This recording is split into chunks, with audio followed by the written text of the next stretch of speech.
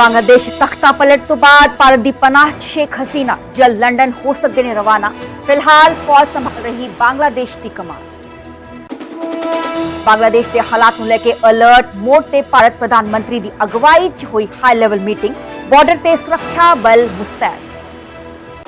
साबका आईजी मलविंदर सिद्धू की अज कोर्ट च होवेगी पेशी। चंडीगढ़ की जिला अदालत च अपने जवाई का गोलियां मार के कीता सी कतल। 2 दिन के पुलिस रिमांड तो बाद अज मुड़ किया जाएगा पेश। हेल्थ इंश्योरेंस ते 18% जीएसटी नूं लेके विरोध जारी। इंडिया गठजोड़ अज संसद के बाहर करेगा प्रदर्शन। सेहत बीमे ते जीएसटी का गडकरी भी जता चुके हैं विरोध। पंजाब सरकार का मिशन रोजगार मुख्यमंत्री मान अज पुलिस महकमे च सिलेक्ट होए 443 उम्मीदवारों नूं देणगे नियुक्ति पत्र। दोपहर 1 बजे फिलौर च होवेगा प्रोग्राम। सीएम मान दे ड्रीम प्रोजेक्ट मालवा नहर ते कांग्रेस ने चुके सवाल। वड़िंग बोले गिद्दड़बाहा दी जिमनी चोण लई सीएम ने छड्डिया शगुफा कि सरकार ने जरूरी सर्वे कर लए ने पूरे। पंजाब सितंबर च होणगियां पंचायती चोणां। एडवोकेट जनरल ने हाई कोर्ट च दिता भरोसा। नगर कौंसल ते नगर निगम चोणां दे जवाब लई मंगिया 3 हफ्ते का समा। पैरिस ओलंपिक्स च अज भारत लई अहम दिन। हॉकी दे सेमीफाइनल च जर्मनी नाल भिड़ेगी टीम इंडिया। नीरज चोपड़ा दा जैवलिन थ्रो दा होवेगा मुकाबला। रेसलर विनेश फोगाट दा भी होवेगा मैच।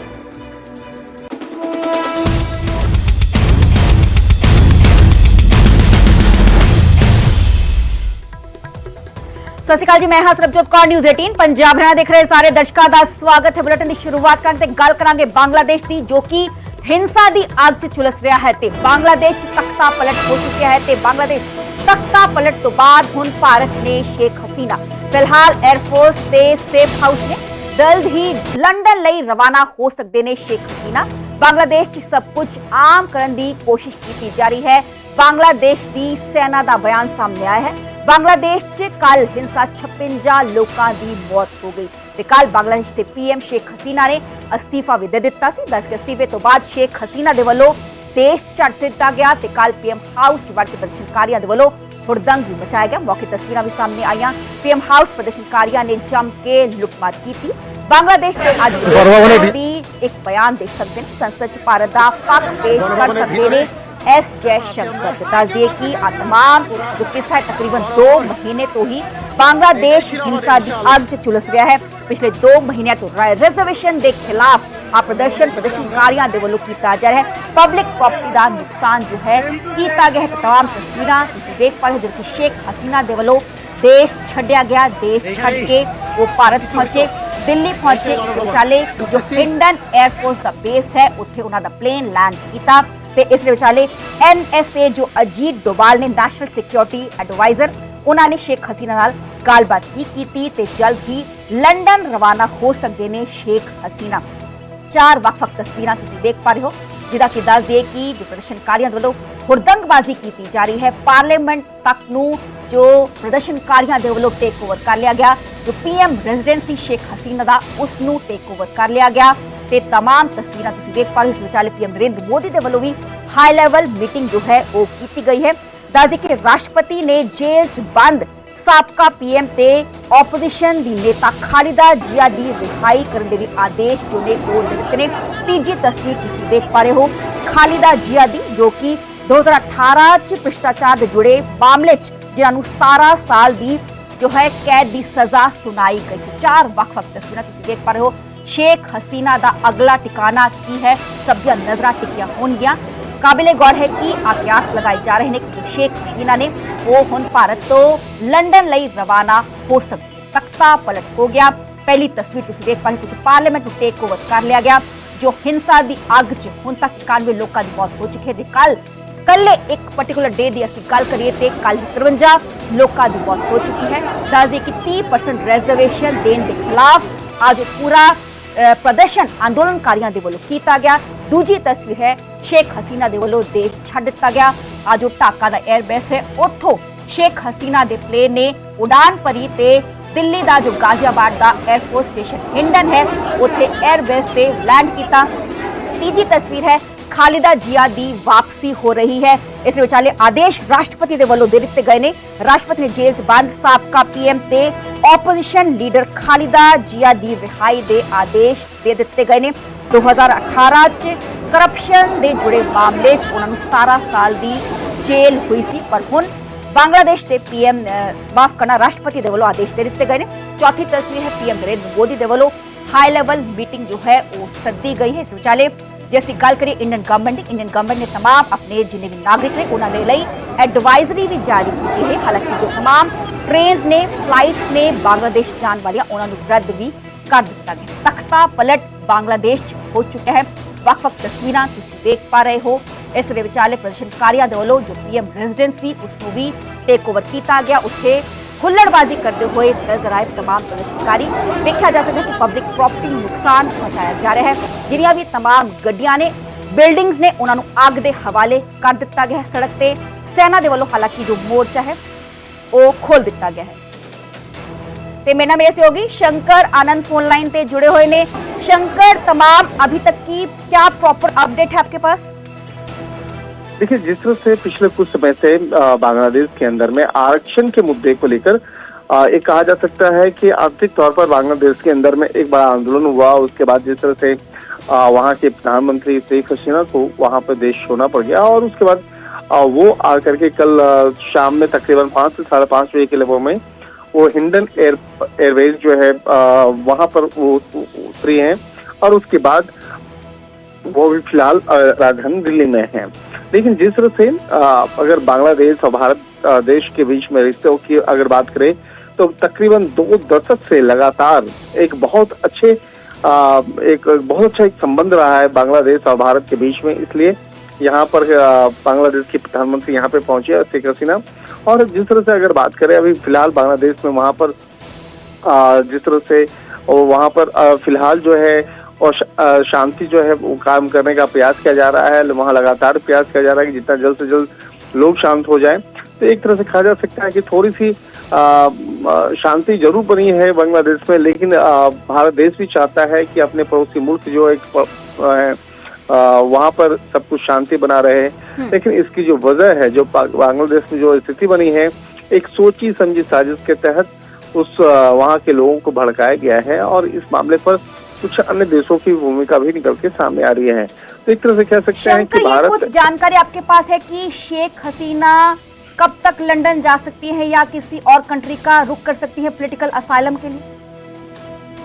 देखिए, आज हो सकता है शाम तक इस मामले में सारी चीजें क्लियर हो जाएंगी। तो लंदन जाने की जो एक कोशिश है वो उसकी तमाम औपचारिकताएं पूरी की जा रही हैं। तो आज शाम तक हो सकता है कि इस मामले में ग्रीन सिग्नल मिल जाए और तमाम औपचारिकताओं को पूरा किया जा सकता है। तो लंदन जाने की जो औपचारिकताएं हैं वो आज पूरी की जा रही हैं। तो एक तरह से कह सकते हैं कि भारत देश में बहुत ज्यादा देर तक वो रहेंगी नहीं जी। और जिस तरह से भारत देश जो है बांग्लादेश का एक पड़ोसी मुल्क है, तो उन तमाम चीजों को भी ध्यान से देखा जा रहा है और तमाम मसलों को देखा जा रहा है। तो एक तरह से कह सकते हैं कि आज देर शाम तक इस मामले में एक फैसला ले लिया जाएगा। जी जी, बहुत बहुत शुक्रिया शंकर, हमें तमाम जानकारी देने ਲਈ। ਤੇ ਬੰਗਲਾਦੇਸ਼ ਤਖਤਾ ਪਲਟ ਤੋਂ ਬਾਅਦ ਭਾਰਤ ਨੇ ਸ਼ੇਖ ਹਸੀਨਾ ਤੋਂ ਵੇਖਣਾ ਹੋਏਗਾ ਕਿ ਕਦ ਤੱਕ ਲੰਡਨ ਦੇ ਲਈ ਰਵਾਨਾ ਹੋ ਸਕਦੇ ਨੇ, ਕਿਉਂਕਿ ਪੋਲੀਟੀਕਲ ਅਸਾਈਲਮ ਉੱਥੇ ਉਹਨਾਂ ਦੇ ਵੱਲੋਂ ਲਿਆ ਜਾਏਗਾ। ਬੰਗਲਾਦੇਸ਼ 'ਚ ਸਭ ਕੁਝ ਆਮ ਕਰਨ ਦੀ ਕੋਸ਼ਿਸ਼ ਕੀਤੀ ਜਾ ਰਹੀ ਹੈ। ਹਾਲਾਂਕਿ ਸੈਨਾ ਦੇ ਵੱਲੋਂ ਟੇਕ ਓਵਰ ਕਰ ਦਿੱਤਾ ਗਿਆ। ਵਿਚਾਲੇ ਬੰਗਲਾਦੇਸ਼ 'ਚ ਬਦਲੇ ਹਾਲਾਤ ਤੇ ਅਮਰੀਕਾ ਦਾ ਪਹਿਲਾ ਬਿਆਨ, ਪਹਿਲੀ ਸਟੇਟਮੈਂਟ ਸਾਹਮਣੇ ਆਈ ਹੈ। ਬੰਗਲਾਦੇਸ਼ ਦੇ ਹਾਲਾਤ ਤੇ ਨਜ਼ਰ ਹੈ, ਅਮਰੀਕਾ ਦੇ ਵੱਲੋਂ ਆ ਬਿਆਨ ਦਿੱਤਾ ਗਿਆ ਹੈ। हिंसा छड्डन की अपील है ते सारियां धिरां नूं संजम वरतन की अपील भी अमेरिका दे वल्लों की गई है। बांग्लादेश विच अंतरिम सरकार दे ऐलान का स्वागत किया गया अमेरिका दे वल्लों। अमेरिका ने कहा कि असीं बांग्लादेश के लोकां दे नाल हां। ते कह सकते हैं कि जो बांग्लादेश च हिंसा हो रही है पिछले तकरीबन 2 महीने तो अमेरिका का पहला बयान सामने है। अमेरिका ने कहा कि बांग्लादेश के हालात ते असीं नज़र बना के रखे हुए हाँ। हिंसा छड्डन की अपील जो है अमेरिका दे वल्लों की गई है ते बांग्लादेश में अंतरिम सरकार के ऐलान का स्वागत अमेरिका दे वल्लों किया। अमेरिका के साबका राष्ट्रपति ट्रंप नूं सुप्रीम कोर्ट तो राहत नहीं मिली है। दस के हश मनी केस ट्रंप की सजा ते रोक लगाउण तो इनकार कर दिता गया है ते गैंग ऑर्डर हटाउण की अर्जी नूं स्वीकार करन तो इनकार कोर्ट दे वल्लों किया गया। दस एक अदालत ने हश मनी मामले के सारे 34 मामलों में डोनाल्ड ट्रंप नूं दोषी करार दिता सी। ट्रंप नूं एडल्ट स्टार्ट और सी ਡੈਨੀਅਲਸ ਨੂੰ ਚੁੱਪ ਕਰਵਾਉਣ ਦੇ ਲਈ ਕੀਤੇ ਗਏ ਭੁਗਤਾਨਾਂ ਨੂੰ ਛੁਡਾਉਣ ਦੇ ਲਈ ਕਾਰੋਬਾਰੀ ਰਿਕਾਰਡਾਂ ਨੂੰ ਜਾਲੀ ਕਰਨ ਦੇ 34 ਮਾਮਲਿਆਂ ਦਾ ਦੋਸ਼ੀ ਪਾਇਆ ਗਿਆ ਹੈ ਤੇ ਅਮਰੀਕਾ ਦੇ ਸਾਬਕਾ ਰਾਸ਼ਟਰਪਤੀ ਟਰੰਪ ਨੂੰ ਸੁਪਰੀਮ ਕੋਰਟ ਤੋਂ ਰਾਹਤ ਨਹੀਂ ਮਿਲੀ ਹੈ। ਹਸ਼ ਮਨੀ ਕੇਸ ਟਰੰਪ ਦੀ ਸਜ਼ਾ ਤੇ ਰੋਕ ਲਗਾਉਣ ਤੋਂ ਇਨਕਾਰ ਜੋ ਹੈ ਕੋਰਟ ਦੇ ਵੱਲੋਂ ਕੀਤਾ ਗਿਆ ਹੈ ਤੇ ਗੈਂਗ ਆਰਡਰ ਹਟਾਉਣ ਦੀ ਅਰਜ਼ੀ ਨੂੰ स्वीकार करने तो भी इनकार कोर्ट के वालों किया गया। कोर्ट च पेशी होने जा रही है। दस के चंडीगढ़ कोर्ट च अपने जवाई का गोलियां मार के कत्ल किया गया। कोर्ट कॉम्पलैक्स च हरप्रीत सिंह नूं शरेआम गोलियां मारियां गई सी। काबिले गौर है कि ICAS ऑफिसर हरप्रीत सिंह दा तलाक चल रहा सी ते केस च दे समझौते लई दोवें धिरां कोर्ट आईयां होईयां सन जो कि इस पूरी घटना नूं अंजाम जो है वो दिता गया है। इस चंडीगढ़ कोर्ट च अपने जवाई का गोलियां मार के कत्ल किया गया ਸੀ जिस तमाम मसले ਨੂੰ ਲੈ ਕੇ ਮੁੱਦੇ ਨੂੰ ਲੈ ਕੇ ਅੱਜ ਕੋਰਟ ਮੁੜ ਜੋ ਹੈ ਪੇਸ਼ੀ ਹੈ ਸਾਬਕਾ AIG ਮਲਵਿੰਦਰ ਸਿੱਧੂ।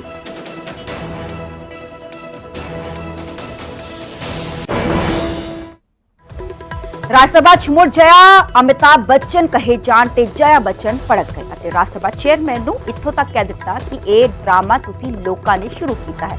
ਪਹਿਲਾਂ ਇਹੋ ਜਿਹਾ ਨਹੀਂ ਸੀ ਜਿਸਨੇ ਰਾਜ ਸਭਾ ਚੇਅਰਮੈਨ ਜਗਦੀਪ ਨੇ ਜया ਬੱਚਨ ਨੂੰ ਪ੍ਰਕਿਰਿਆ ਤਹਿਤ ਨਾਮ ਬਦਲਣ ਦੀ ਸਲਾਹ ਦਿੱਤੀ। ਹਾਲਾਂਕਿ ਇਸ ਤੋਂ ਬਾਅਦ ਮਾਹੌਲ ਥੋੜਾ ਹਲਕਾ ਫੁਲਕਾ ਹੁੰਦਾ ਵਿਖਾਈ ਦਿੱਤਾ ਜਦੋਂ ਜया ਬੱਚਨ ਨੇ ਮੰਗ ਕੀਤੀ ਕਿ ਮਨੋਹਰ ਲਾਲ ਦੇ ਨਾਂ 'ਚ ਵੀ ਉਹਨਾਂ ਦੀ ਪਤਨੀ ਦਾ ਨਾਮ ਜੋੜਿਆ ਜਾਵੇ ਜਿਸ ਤੇ ਮਨੋਹਰ ਲਾਲ ਨੇ ਜਵਾਬ ਦੇ ਦਿੱਤਾ। जो supplementary number 4 Shrimati Jaya Amitabh Bachchan. Thank you sir. Sir आपको अमिताभ का मतलब पता है ना? बदल दीजिए, बदला दूंगा। नहीं मैं एक second, I'm very proud of the association for marriage and my husband. I'm just saying. एक सेकंड। माननीय सदस्यगण, जो नाम इलेक्शन सर्टिफिकेट में आता है और जो यहाँ सबमिट किया जाता है उसके अंदर बदलाव की प्रक्रिया है और इस प्रक्रिया का लाभ मैंने खुद उठाया था 1989 में। वो बदलाव की प्रक्रिया हमने हर सदस्य No sir, I'm very proud. I'm very proud of my name and my husband and his achievements. Ma'am आपको एक बात बताता हूँ। And it signifies आभा जो मिट नहीं सकती। I'm very happy. One second, take your seat. So don't worry. No. ये ड्रामा आप लोगों ने नया शुरू किया है, पहले नहीं था। हाँ, one second। माननीय सदस्यगण, मैं आपको बताना चाहता हूं, माननीय सदस्यगण, प्लीज,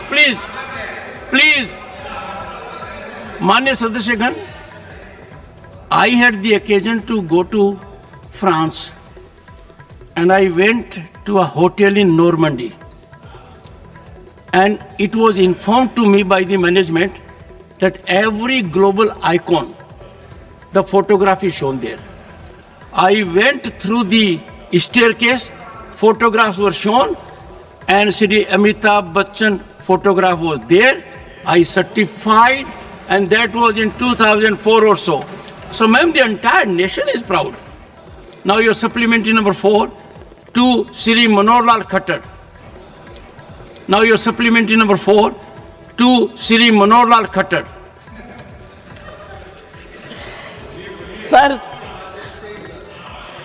सर इनके नाम के आगे इनकी पत्नी का नाम भी लगा दीजिए या उसके बाद। एक सेकंड बताऊं मैं आपको। सर ये बार मैंने sir I am not against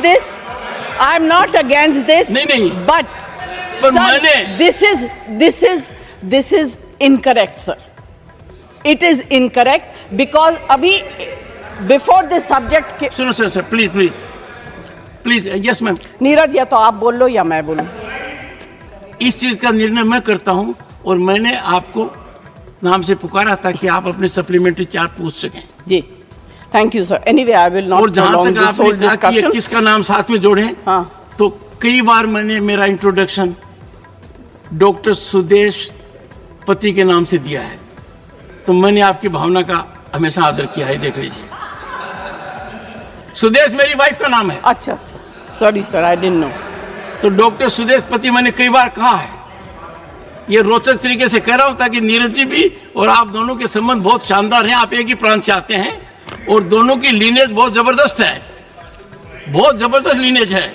दोनों तरफ देखें तो नेशन इज प्राउड। हाँ अध्यक्ष महोदय, पहले तो विषय आपने उनको बताया कि नाम क्या है। उन्होंने फिर सजेशन दे दिया कि मेरे नाम के साथ कुछ जोड़ा जाए। नहीं, उसका जवाब कहो तो मैं दे दूं। नहीं, वो मुश्किल है, वो मुश्किल है। मुझे इस काम के लिए अगले जन्म का इंतजार करना पड़ेगा। उससे पहले तो संभव है नहीं। Honourable minister, there is an assurance committee here. आपने एश्योरेंस दिया है, अगले जन्म में भी आपने ये अगर अगले जन्म की संसदीय परंपरा के दायरे में अपने आप को डाल दिया है। ਐਮਐਸਪੀ ਨੂੰ ਲੈ ਕੇ ਸੀਐਮ ਨਾਇਬ ਸਿੰਘ ਸੈਣੀ ਨੇ ਆਮ ਆਦਮੀ ਪਾਰਟੀ ਤੇ ਕਾਂਗਰਸ ਤੇ ਹਮਲਾ ਬੋਲਿਆ ਹੈ।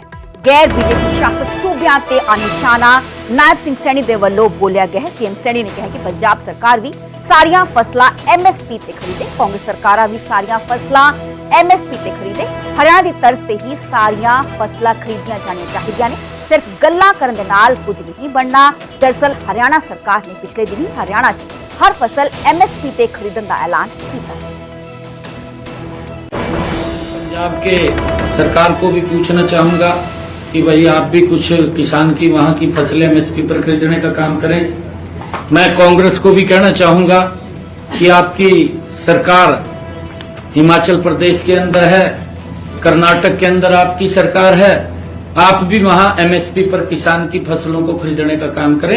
खाली होठ बजाने का कोई फायदा नहीं है, क्योंकि जिस प्रकार से हरियाणा के अंदर हमने पहले भी 14 अन्य फसलें एमएसपी पर खरीदी है और अब हमने निर्णय किया है कि हम हरियाणा के अंदर अपने किसानों की फसलें एमएसपी पर खरीदने का निर्णय हमने किया।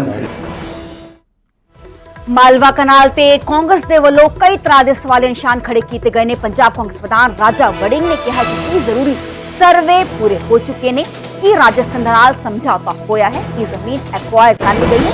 जिमनी चोण की वजह नाल दिक्कत बहा आए ने। सीएम भगवंत मान वड़िंग ने कहा कि जिमनी चोण के लिए वड्डे वड्डे शगुफे सीएम भगवंत मान के वलों छड्डे जा रहे हैं। मालवा लहर नूं लैके कई तरह के सवाल निशान राजा वड़िंग के वलों खड़े किए गए। ਅਸੀਂ ਪਾਰਲੀਮੈਂਟ ਸੀ ਤੇ ਮਾਨ ਸਾਹਿਬ ਚਲੇ ਗਏ ਗਿੱਦੜਵਾ ਹਲਕੇ ਦੇ ਦੋਦੇ ਪਿੰਡ ਤੇ ਸੋਥੇ ਦੀਆਂ ਨਹਿਰਾਂ ਤੇ, ਜਿੱਥੇ ਅਸੀਂ ਜੰਮੇ ਪਲੇ ਵੱਡੇ ਹੋਏ ਹਾਂ। ਉੱਥੇ ਜਾ ਕੇ ਉਹਨਾਂ ਨੇ ਪ੍ਰੈਸ ਕਾਨਫਰੰਸ ਕੀਤੀ। ਪਹਿਲੀ ਗੱਲ ਤਾਂ ਨਹਿਰ ਵਾਲਾ ਜਿਹੜਾ ਸੁਪਨਾ ਵੀ ਅਸੀਂ ਦਿਖਾਇਆ ਗਿਆ, ਕਿਉਂਕਿ ਜੇ ਬਾਈ ਇਲੈਕਸ਼ਨ ਨਾ ਹੁੰਦੀ, ਜੇ ਰਾਜਾ ਵੜਿੰਗ ਲੁਧਿਆਣਿਓਂ ਨਾ ਲੜਦਾ, ਐਮਪੀ ਨਾ ਬਣਦਾ, ਤਾਂ ਸ਼ਾਇਦ ਮਾਨ ਸਾਹਿਬ ਨੂੰ 2.5 ਸਾਲ ਇਹ ਚੇਤੇ ਨਹੀਂ ਆਉਣਾ ਸੀ ਵੀ ਦੋਦੇ ਤੇ ਸੋਥੇ ਪਿੰਡ ਦੀਆਂ ਨਹਿਰਾਂ ਤੇ ਜਾ ਕੇ ਮੈਂ ਪ੍ਰੈਸ ਕਾਨਫਰੰਸ ਕਰਨੀ। ਮੈਂ ਪੁੱਛਣਾ ਚਾਹੁੰਦਾ ਹੈ ਸਰਕਾਰ ਨੂੰ ਵੀ, ਤੁਸੀਂ ਸਰਕਾਰ ਦੀ ਜ਼ਮੀਨ 'ਚ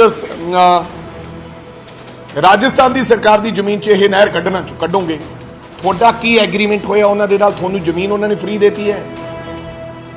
ਮੈਨੂੰ ਇਹ ਵੀ ਪਤਾ ਲੱਗਿਆ ਹੈ ਕਿ ਇਹਦੇ ਵਿੱਚੋਂ 6 ਕਿਊਸਿਕ ਪਾਣੀ, 6 ਤੋਂ 7 ਕਿਊਸਿਕ, ਹਜੇ ਪ੍ਰੋਪਰ ਨਹੀਂ ਹੈ ਮੇਰੇ ਕੋਲ ਇਨਫੋਰਮੇਸ਼ਨ ਵੀ ਪ੍ਰੋਪਰ ਕੀ 7 ਹੈ ਕਿ 8 ਹੈ, ਇਹ ਰਾਜਸਥਾਨ ਨੂੰ ਦੇਣਗੇ ਇਹਦੇ ਬਦਲੇ ਪਾਣੀ।